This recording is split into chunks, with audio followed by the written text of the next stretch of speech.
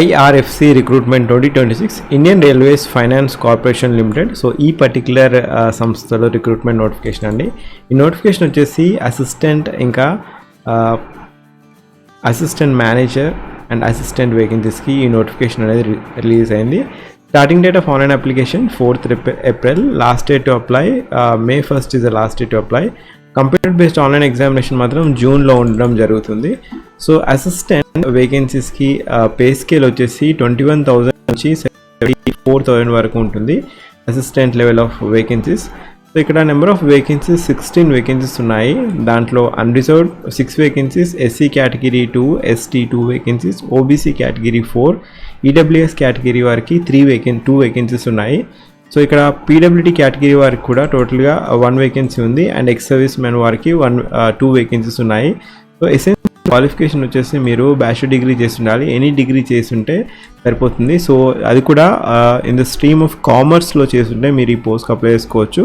So bachelor degree in commerce from any recognized university, ఇంకా 60% of marks ఉండాలి, లేదా మీరు ఇంటర్మీడియట్ చదివి ఉండాలి. ఇంటర్మీడియట్ చదివి ఇంకా సిఏ పాస్ అయి ఉన్నా కూడా మీరు అర్హులు అవుతారు.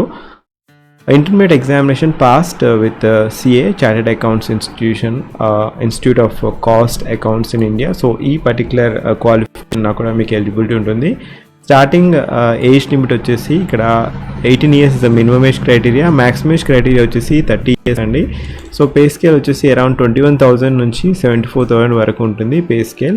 నెక్స్ట్ వేకెన్సీ వచ్చేసి assistant manager in the stream of finance స్ట్రీమ్లో ఉంటుంది.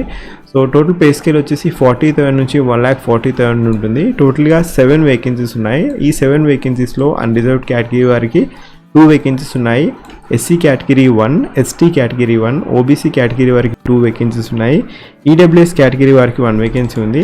సో క్వాలిఫికేషన్ వచ్చేసి 3 years బ్యాచిలర్ డిగ్రీ, అది కూడా కామర్స్లో చదివి ఉండాలి. ఇంకా సిఏ కూడా క్వాలిఫై అయి ఉంటే మీకు ఈ పోస్ట్కి ఎలిజిబిలిటీ ఉంటుంది. సో 18 to 30 years లోపు ఉంటే మీరు ఈ పోస్ట్కి ఎలిజిబిలిటీ ఉంటుంది. అండ్ ఇక్కడ ఏజ్ రిలాక్సేషన్ కూడా ఉంది ఓబీసీ కేటగిరీ వారికి. As per government norms 3 years of age relaxation ఉంటుంది. అండ్ ఎస్సీ ఎస్టీ కేటగిరీ వారికి 5 years ఆఫ్ ఏజ్ రిలాక్సేషన్ ఉంది. అండ్ మోరోవర్ పీడబ్ల్యూడీ కేటగిరీ వారికి 10 years ఆఫ్ ఏజ్ రిలాక్సేషన్ అనేది ఉండడం జరుగుతుంది.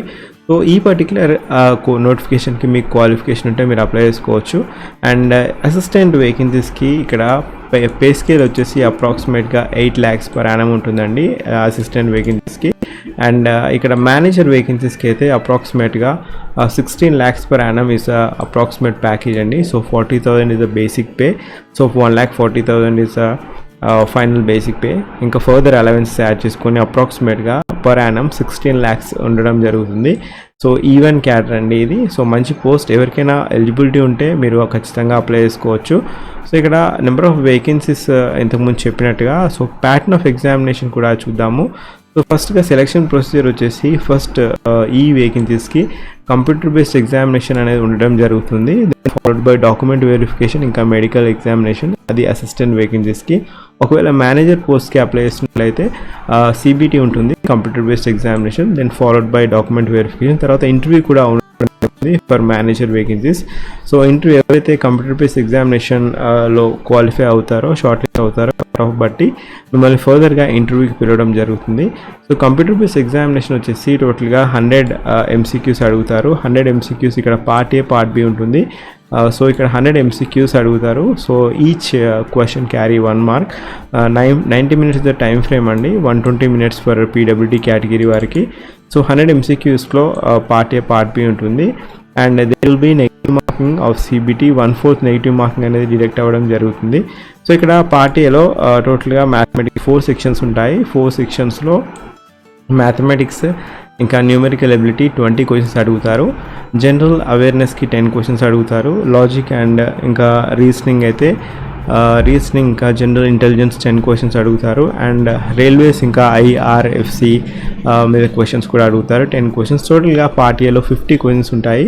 50 questions 4 sectionsగా డివైడ్ చేయడం జరుగుతుంది.